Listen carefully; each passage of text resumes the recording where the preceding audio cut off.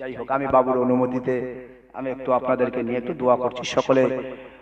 দোয়ার নিয়াতে আপনারা হাত উঠান। আল্লাহুম্মা আমিন। রব্বানা আতিনা ফিদ দুনিয়া হাসানাতাও ওয়া ফিল আখিরাতি হাসানাতাও ওয়া কিনা আযাবান নার। দয়াময় মাবুদ আল্লাহ, আমরা গুনাহগার, গুনাহ আমাদের বেশুমার আল্লাহ।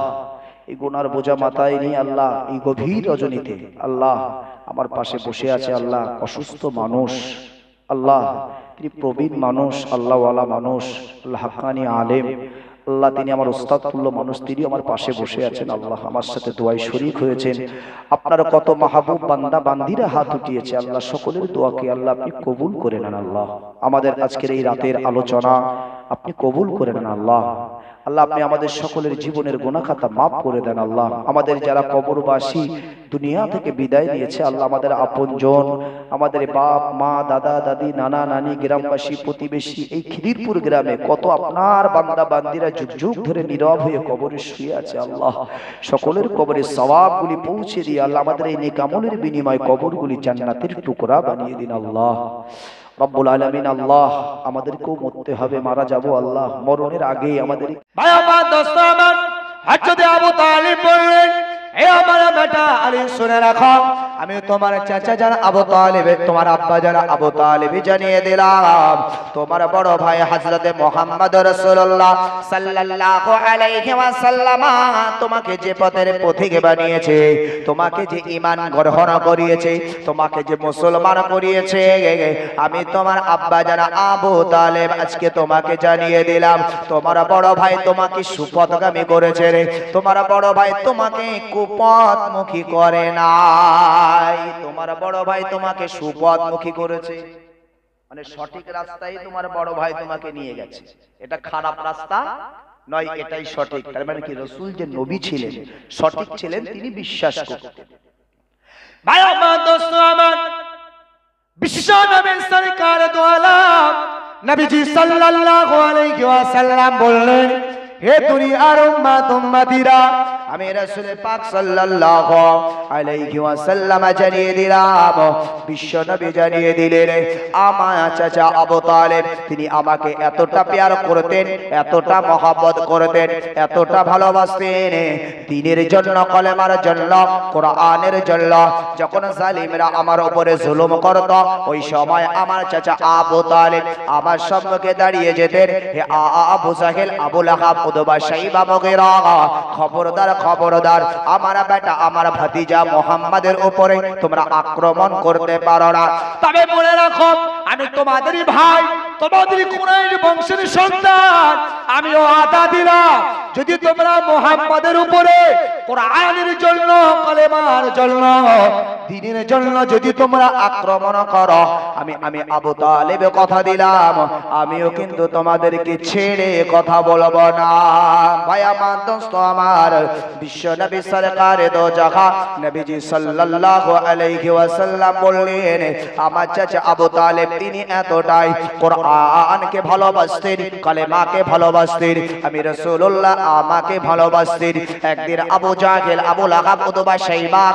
তিনি একবার চাচা আবু তালিবের কাছে এই একই প্রস্তাব দিয়েছিলেন, সেই প্রস্তাব যখন রাসূল যখন অ্যাকসেপ্ট করেন নাই, আবার একবার আবু তালিব বিশ্ব নবী আমার কাবা গৃহের সামনে দিয়ে হেঁটে হেঁটে যাচ্ছেন, এমন সময় নবীকে লক্ষ্য করে ওই একই কথাগুলি বললেন। যদিও আমি এই লম্বা ইতিহাস আমি আপনাকে শোনাতে চাই না, প্রসঙ্গমূলক রাসূলকে যে চাচা আবু তালিব ভালোবাসতেন তার একটা প্রমাণ দেওয়ার জন্য। আমার দোস্ত আমার, বিশ্ব নবীকে আবু জাহেল ডাক দিলেন, হে মুহাম্মদ, তুমি দ্বীন ইসলামের যে প্রচার করো, জানি না তোমার কি উদ্দেশ্য,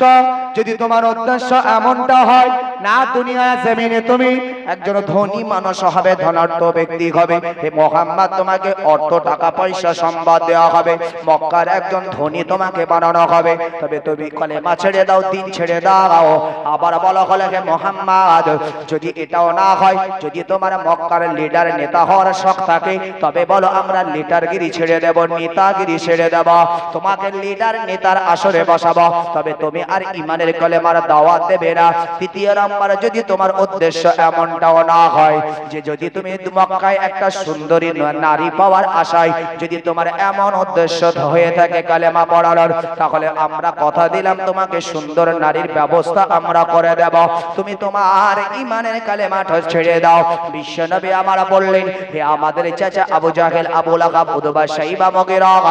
আমি নবী মুহাম্মদ রাসূলুল্লাহ সাল্লাল্লাহু আলাইহি ওয়াসাল্লাম তোমাদেরকে জানিয়ে দিলাম, আমি যে ইমানের কালেমার দাওয়াত দিই এটা শুধুমাত্র আল্লাহর দেওয়া বিধান, এটা আল্লাহর দেওয়া আদেশ, আর এটা হলো আমার দায়িত্ব। এই কালেমার জন্য আমার গুনাহগার উম্মত উম্মতি আল্লাহর বান্দা বান্দি তারা কিয়ামতের ময়দানে আল্লাহর দয়ার জান্নাতের বাসিন্দা হয়ে যাবে। হে আমার চাচা আবু জাহেল, আবু লাহাব, উতবা, শাইবা, তোমরা যতই আমাকে হুমকি দাও ধমকি দাও, আমি নবী মুহাম্মদ রাসূলুল্লাহ সাল্লাল্লাহু আলাইহি ওয়াসাল্লাম জানিয়ে দিলাম, আমার ভিতরে যতক্ষণ পর্যন্ত আমার ভিতরে শ্বাস পরিমাণ জানটা বেঁচে থাকবে, আমি এই ইমানের কালেমার দাওয়াত বন্ধ করব না। আবু জাহেল রেগে গেলেন, আমার আপনার নবী দো জাহানের বাদশা প্যারা রাসূল সাল্লাল্লাহু আলাইহি ওয়াসাল্লাম হুজুরকে এই কাবা গৃহের সামনে চাবুকের আঘাত দিতে লাগলেন, এত মারা মারলেন, বিশ্বনবী আমার বেহুশ অবস্থায় জমিনে পড়ে গেলেন। ভাই আমার দোস্ত আমার, কিছু সময় পরে ওই রাস্তা দিয়ে চাচা আবু তালেব হেঁটে হেঁটে আসছিলেন। বিশ্বনবীর এই অবস্থা দেখে তিনি পাগল পারা হয়ে গেলেন। এমন সময় বিশ্বনবীকে সুশ্রতা করার জন্য পানি ইত্যাদির ব্যবস্থা করলেন। রাসূলুল্লাহর যখন হুঁশটা ফিরে এলো, এমন সময় বিশ্বনবীকে জিজ্ঞাসা করা হলো, হে মুহাম্মদ একবার বলো, এমন কি তোমার হালাত, এমন কি তোমার হয়েছে, তোমাকে কেন এমনটি ঘটলো বলো।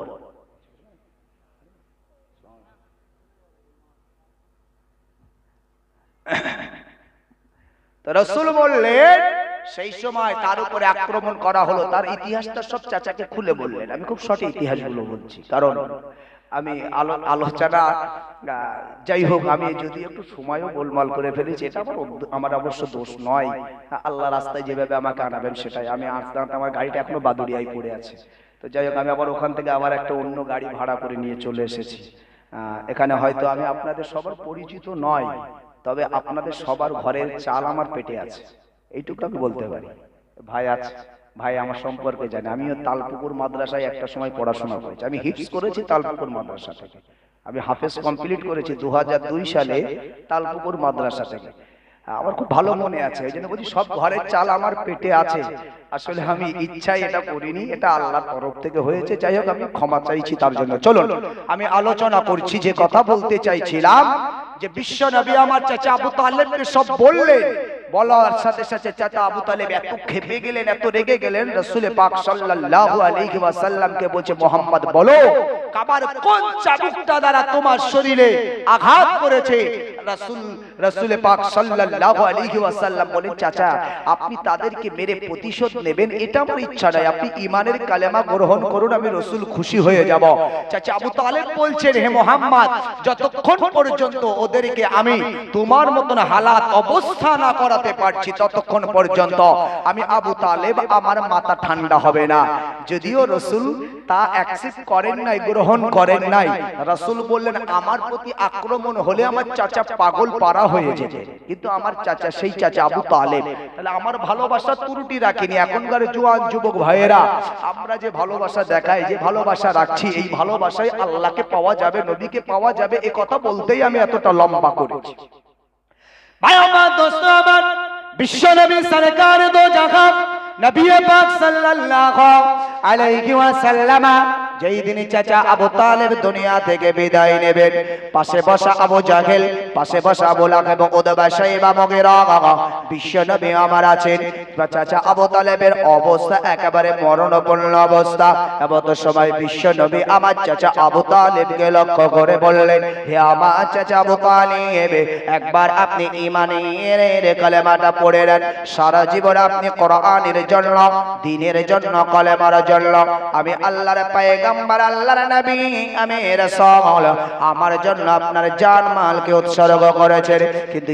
ওগো আমার চাচা আবু তালিব যদি আপনার ভিতরে ঈমান নাই আপনি ঈমানের কালেমাটা একবার পড়ে নেন কোরআনে কারিমে আল্লাহ বললেন ফামাই ইয়ামাল মিনাস সালিহাতি ওয়া হুয়া মুমিনুন ফালা কুফরানা লিসাহি দুনিয়াতে আমার গোলাম আমার বান্দা বান্দীরা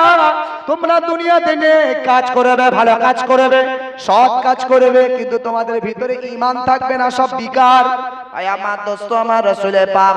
সাল্লাল্লাহু আলাইহি ওয়াসাল্লাম এমন সময় বলতে লাগলেন ওগো আমার চাচা জান আপনার ভিতরে ঈমান নাই কিন্তু অনেক ভালো কাজ অনেক সৎ কাজ আপনার আছে অনেক ভালোবাসা আপনার হৃদয়ে আছে একবার আপনি ঈমানের কালেমাটা পড়ে নেন এমন সময় চাচা আবু তালেব তার ঠোঁটটার দিকে রাসূল তাকাল কলেমা পড়তে পাচ্ছেন আর ওদিকে আবু জাহেল বলছে হে আবু তালেব সারা জীবন তুমি বীরত্বের পরিচয় দিয়েছ তুমি বংশধারার পরিচয় রেখেছ মুহাম্মাদের কথা শুনে তুমি ঈমানের কালেমা পড়া নিও না আমার দোস্ত আমার বিশ্ব নবী কেঁদে ফেললেন চোখের পানি ফেলছেন হায় রে যে চাচার ঘরে আমি 7 বছর বয়স থেকে আমি রাসূল পাক এত বড় হলাম আমি রাসূল পাক আমি আমার পিতার কষ্ট বুঝতে পারি নাই আমার তিনি গার্জিয়ান হিসাবে তিনি আমাকে বুকে আঁকড়ে রেখেছিলেন সেই চাচা এত কিছু দিনের জন্য করলো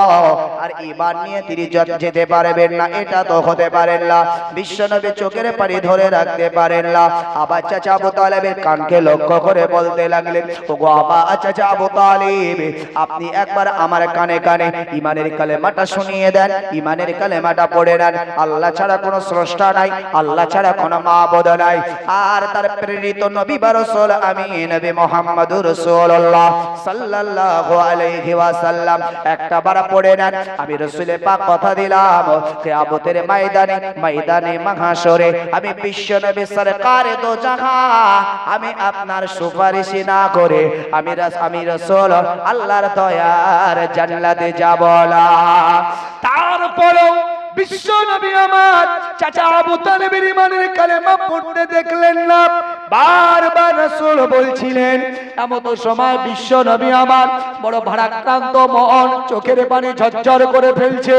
রব আল্লাহ তাবারক ওয়া তাআলার কাছে কাঁদছিলেন এমন সময় বিশ্ব নবীর দরবারে আল্লাহর পক্ষ থেকে জিবরিল আমিন চলে আসে কোরআনের আয়াত নাযিল হয়ে যায় রব্বুল আলামিন আল্লাহ জানিয়ে দিলেন ইন্নাকা লা তাহদি মান আহাবাবতা ওয়ালাকিন্নাল্লাহা ইয়াহদি মান ইয়াশা আল্লাহ বললেন ইন্নাকা লা তাহদি নিশ্চয় ওগো আমার হাবিব ওগো আমার বান্দা আপনি হিদায়াতের মালিক নন আপনি হিদায়াতের মালিক নন হিদায়াতের মালিক যদি হতেন তাহলে আপনার চাচা আবু তালেব যখন ঘরের ভিতরে ছেলেকে বললে তোমার বাপ তোমার বড় ভাই তোমাকে সুপথেই নিয়ে যাচ্ছে তাহলে তখনই সে তোমার হাতে হাত দিয়ে ঈমানের কালেমা পড়ে ও সুপথগামী হতো হিদায়াতের মালিক ওগো আমার হাবিব আসলে তুমি নয় ইন্নাকা লা তাহদি লা নিশ্চয় তুমি নয় লা তাহদি হিদায়াতের মালিক তুমি নয় ভাই আমার দোস্ত আমার এরপরে আলোচনা আল্লাহ বললেন ওগো আমার হাবিব ওগো আমার বন্ধু আমি রব্বুল আলামিন আল্লাহ তাবারক ওয়া তাআলা জানিয়ে দিলাম মান আহাবাবতা আমি রব্বুল আলামিন আল্লাহ জানিয়ে দিলাম যাকে আমি আল্লাহ ভালোবাসি যাকে আমি আল্লাহ প্যার করি আমি আল্লাহ কাকে ভালোবাসি সেই জায়গায় আবার আপনি ফিরে চলুন আল্লাহ বললেন ইন কুনতুম তুহিব্বুনাল্লাহ তোমরা যদি আমি আল্লাহ আমার ভালোবাসা আমাকে পেতে চাও আমাকে রাজি করতে চাও ফাত্তাবিউনি তোমরা আমার হাবিবের অনুকরণটা মেনে নাও তোমরা আমার রাসূলের অনুসরণটা করে নাও আমি রব্বুল আলামিন আল্লাহ ইউহিব্বুকুমুল্লাহ আমি আল্লাহ তোমাদের প্রতি রাজি হয়ে যাব ভালোবেসে নেব ভাই আমার দোস্ত আমার তাহলে আল্লাহ ভালোবাসেন কাদের প্রতি মান আহাবাবাত আল্লাহ কাদেরকে ভালোবাসেন যারা দুনিয়াতে রাসূলের ইত্তেবা করেছে আজ আমাদের অনেকের মুখে দাড়ি নাই অনেকের মাথায় টুপি নাই সুন্দর আমাদের সুন্নাতি লিবাসটা নাই ভাই আমার দোস্ত আমার খালি তাই নয় বিশ্ব নবী আমার যে সালাত যে নামাজের জন্য তিনি দ্বীনের জন্য যে কোরআনের জন্য তিনি এত জালিমের শিকার হলেন বিশ্ব নবী আমার সালাতে দাঁড়িয়েছেন সালাতকে কায়েম করবার জন্য তিনি সালাতে দাঁড়িয়েছেন আমাদের সবাই দেখা যায় কুফারে মুশরিকেরা বিশ্ব নবীর শরীরের উপরে ভুঁড়ি উটের পচা ভুঁড়িগুলো চাপিয়ে দিয়েছে বিশ্ব নবী আমার দুনিয়া থেকে বিদায় নিলেন তার উপরেও শেষ ওসিয়াত আম্মা জান আয়েশা সিদ্দিকা রাদিয়াল্লাহু তাআলা আনহা তিনি বর্ণনা করলেন হে নবীর উম্মতিরা আমি আম্মা জান আয়েশা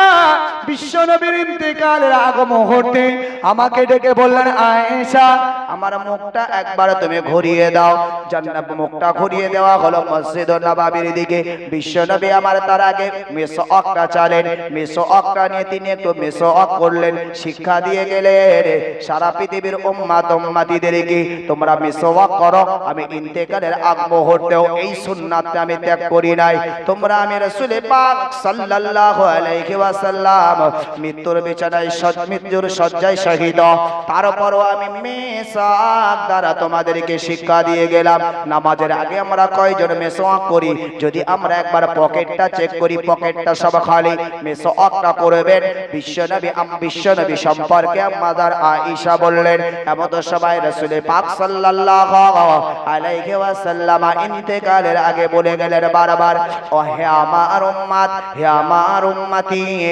নামাজ নামাজ নামাজ সালাত সালাত সালাত ভাই আমার দোস্ত আমার আজকে আমাদের ভিতরে সেই নামাজ নাই যেই নামাজের জন্য বিশ্বনবী আমার তায়েফের ময়দানে গেলেন দুষ্ট ছেলেরা তারা বিশ্বনবীকে পাগল বিশ্বনবীকে আলাদা আলাদা এক্সাম লাগিয়ে বিশ্বনবীর উপরে পাথরের উপরে পাথর নিক্ষেপ করতে শুরু করলেন বিশ্বনবী আমার সারা শরীরের রক্তাক্ত শরীর নিয়ে তার পায়ের ভিতরে জমাটবদ্ধ রক্ত জমাটের রক্তের জমাট বেঁধে গেল বিশ্বনবী আমার বেহুশ অবস্থায় পড়ে গেল ফিরবি বিশ্বনবী সরকারে তো জাহান নবী পাক সাল্লাল্লাহু আলাইহি ওয়াসাল্লাম যখন জিবরিল আমিন মিকাইল আলাইহিস সালাম বিশ্বনবীর কাছে এলেন ইয়া রাসূলুল্লাহ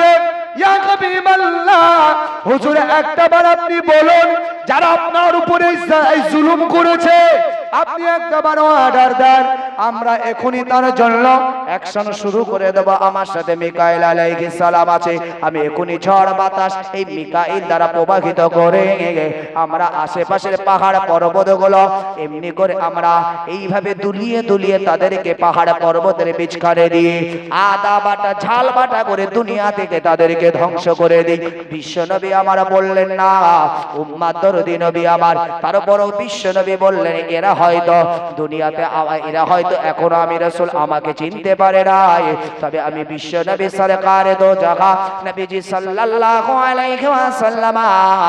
আমি দোয়া চাই আল্লাহ যদি এদের হেদায়েত না দেয় এদের পরবর্তী প্রজন্মকে যেন হেদায়েত দেয় বিশ্বনবী এমন দরদে উম্মতি নবী তাই সেই বিশ্বনবী সাল্লাল্লাহু আলাইহি ওয়াসাল্লাম তার রেখে যাওয়া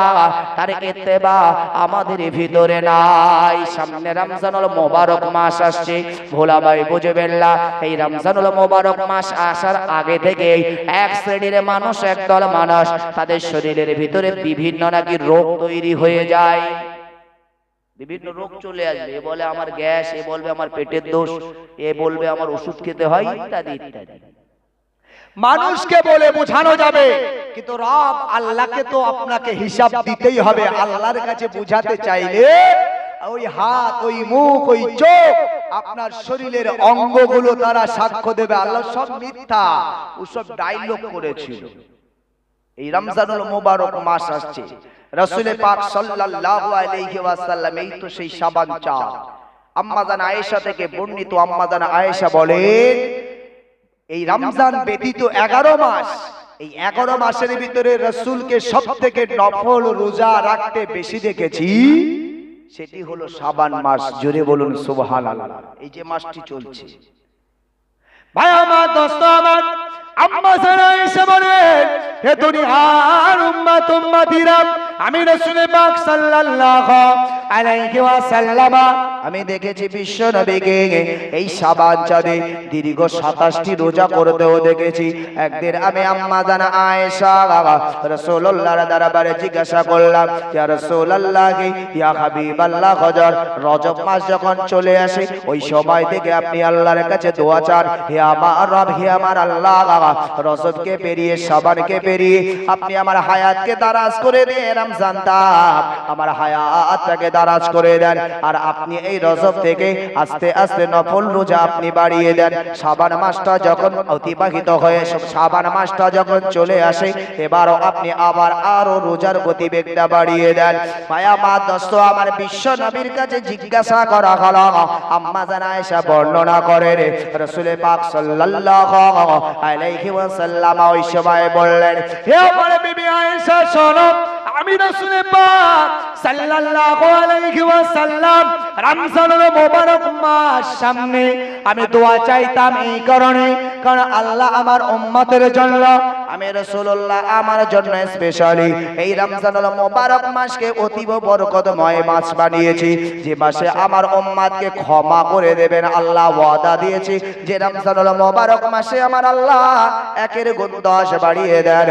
যেই রমজানুল মুবারক মাসে অন্য হাদিসের বর্ণনায় পাওয়া যায় একের গুণ 70 বাড়িয়ে দেয়। রমজানুল মুবারক মাসে যদি আপনি 1টা টাকা দান করেন, রমজানুল মুবারক মাসে যদি আপনি 2 রাকাত নফল নামাজ পড়েন, সেটাকে 70 গুণ বাড়িয়ে দেওয়া হয়। বিশ্বনবী সরকারে দো জাহান নবী পাক সাল্লাল্লাহু আলাইহি ওয়াসাল্লাম বললেন, আমার উম্মত উম্মতির জন্য এটা স্পেশাল। মনে রাখতে হবে কোরআনে কারিমে আল্লাহ অন্যত জানিয়েছেন, ইয়া আইয়ুহাল্লাযীনা আমানু কুতিবা আলাইকুমুস সিয়াম কামা কুতিবা আলাল্লাযীনা মিন ক্বাবলিকুম লাআল্লাকুম তাত্তাকুন। রব্বুল আলামিন আল্লাহ ডেকে বললেন, হে ঈমানদার, আমি আল্লাহ তোমাদের প্রতি যেমন রোজাকে ফরজ করেছি, আমি পৃথিবীতে অন্যান্য নবী রাসূলের উম্মত উম্মতির প্রতি রোজাকে ফরজ করেছিলাম। কিন্তু মনে রাখবেন এই যে রমজানের স্পেশাল যে রোজা, এই রোজা কিন্তু অন্যান্য নবী রাসূলের উম্মতদের জন্য ফরজ ছিল না। বিশ্ব নবী আমার যার উপরে যখন রমজানুল মুবারক মাসের রোজাকে ফরজ করা হয় নাই, সেই সময় রাসূলের উপরে যে রোজাটাকে ফরজ করা হয়েছিল সেটা ছিল আপনার মুহররম মাসের 10 তারিখ, যেটাকে আমরা আশুরার দিন বলে থাকি। এই 10 তারিখে আশুরার দিন এই রোজাটা সর্বপ্রথম রাসূলের জন্য ফরজ করা হয়েছিল। অন্যান্য নবী রাসূলের উম্মতদের উপর আল্লাহ রোজা ফরজ করেছিল, কিন্তু দীর্ঘ 1 মাস যাবত এই রমজানের রোজা কিন্তু নয়, এই রোজা ছিল না, এটা উম্মতের জন্য একেবারে খাস স্পেশাল। ভাই আমার দোস্ত আমার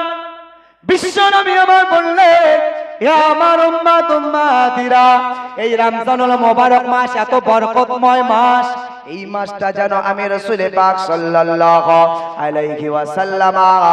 আমার দ্বারা অবহেলা না হয়ে যায়। এই জন্য আমি রজবে দোয়া চাইতাম আল্লাহর কাছে হায়াতটা বাড়িয়ে যেন ওই পর্যন্ত হায়াতটা চলে যায়, ওই বরকতগুলি হাসিল করার জন্য। আর আমি যে বেশি বেশি রোজাটা আমি রাখতাম, কারণ শাবান মাসে সবথেকে বেশি আমি রোজা রেখেছি। উদ্দেশ্য ছিল, কারণ ছিল,